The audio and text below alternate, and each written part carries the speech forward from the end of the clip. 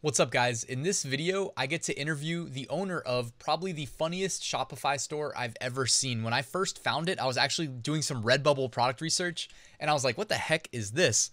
Googled it, ended up on this Shopify store, and the rest was history. I was like crying in laughter. Now, unfortunately, the owner wants to remain anonymous, so I'm not going to be sharing the shop.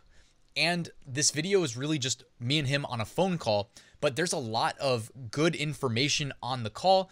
Like, he's running a successful Shopify print-on-demand store, but there's a non-print-on-demand component that I think has a lot to do with the level of success that he was able to achieve in a short period of time. As you can see, over $500,000 in sales in less than a year. So you guys aren't going to want to miss this. Let's get started.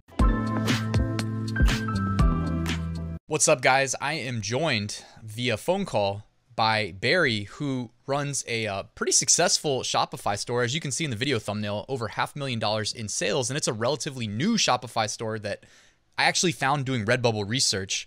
And there's a decent story behind it, or an interesting story behind it. I want to ask him about how he was able to achieve this level of success. So Barry, thank you for being here, man. Hey, great to be here. Appreciate it, Ryan. Yeah, and I already did a little intro on the video explaining that, we're not going to share the shop because you're on Shopify. On my channel, I don't talk too much about Shopify. I primarily talk about occupying what I call internet real estate on the major e-commerce marketplaces, and kind of what we discussed before we were recording. I don't want a bunch of clones of your bestsellers popping up on these more authoritative domains like Amazon and Etsy and eBay. So we'll keep it private, but again, thank you for being here, man. And let me just start off by asking you, what led you to opening a Shopify store as opposed to jumping on like Amazon or somewhere else? So it was such a quick ramp up time. It took me a day to get the site from buying the domain to literally having products ready to sell with print on demand. Nice. And I don't know exactly if Amazon is as quick, but I think I liked Shopify because it was more branding related. I felt like I could, if you orient the site in such a way, you can kind of create a strong brand, which I think if you're going through Amazon, it's more product versus brand. Yeah, that's a great point, man. And I mean, very valid too, because typically people ask if they should make like a niche store on a platform like Etsy or Redbubble, too, where you can actually kind of control a little bit more of the look and feel of your shop, whereas Amazon is more product driven. But that brings me to a good point. So you are running a niche website specifically, right? You stick to one niche? Correct. Very specific. All right. And would you maybe recommend that for anybody that's looking to start Shopify or Shopify print on demand? 100%. I think I run a niche, call it a gag site, and has an element of hilarity to it.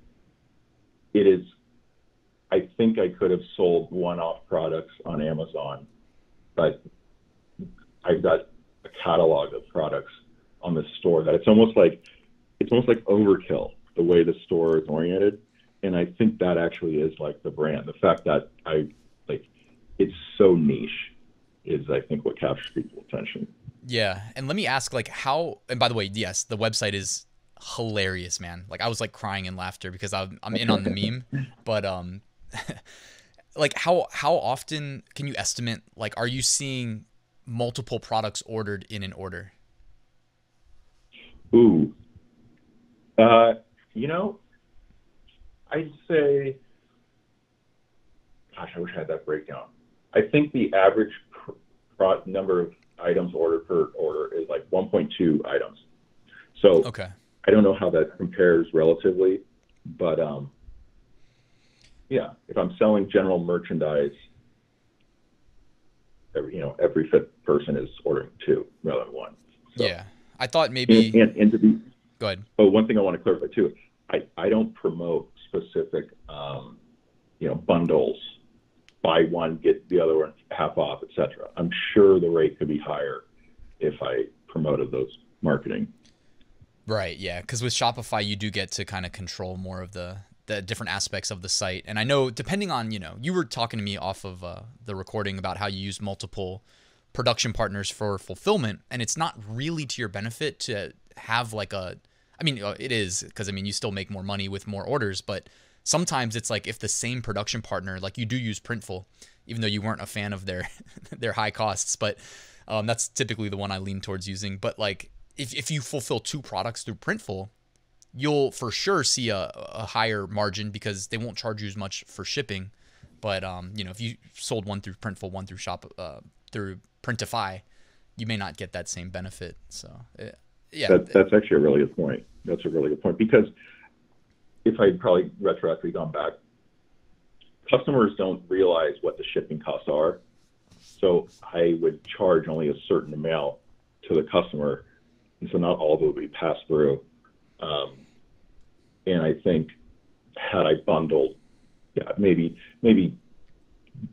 reduce the number of POD suppliers that I use, probably could have had cost savings.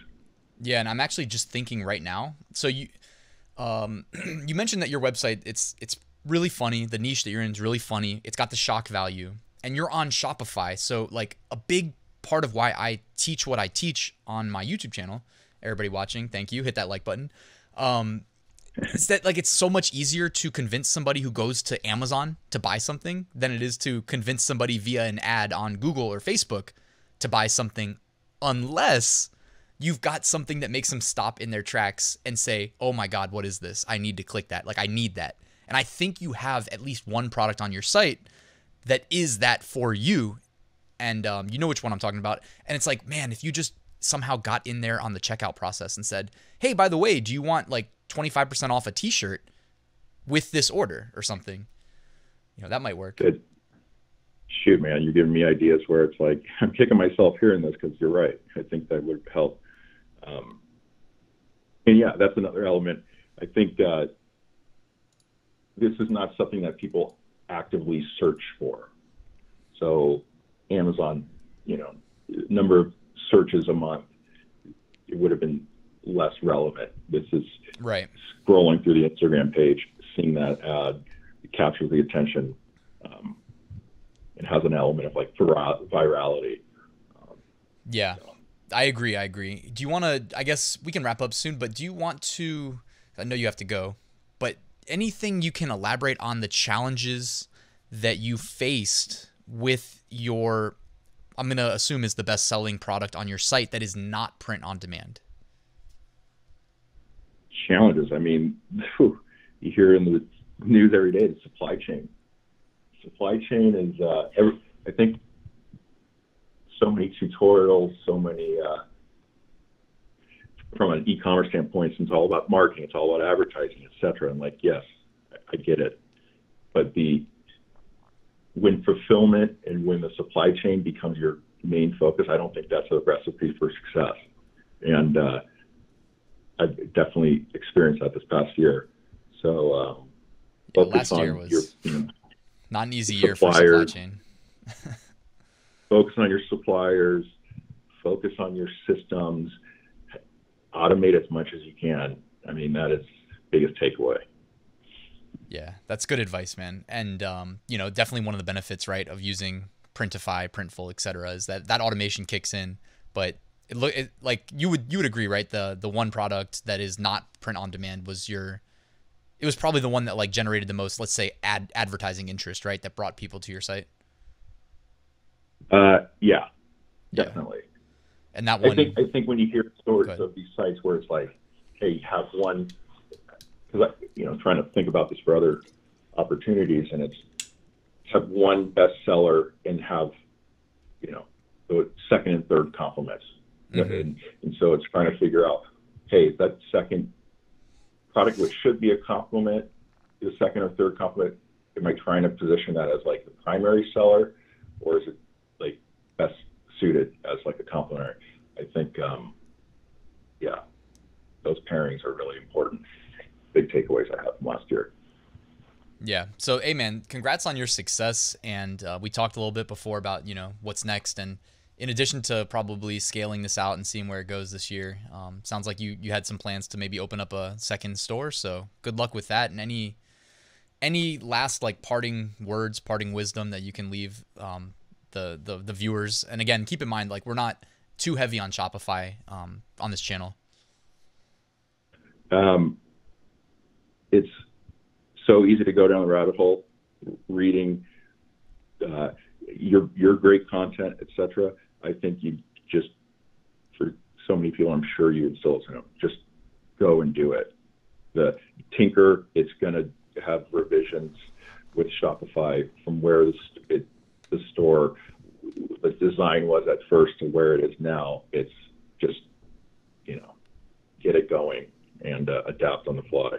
I think don't overthink the startup too much.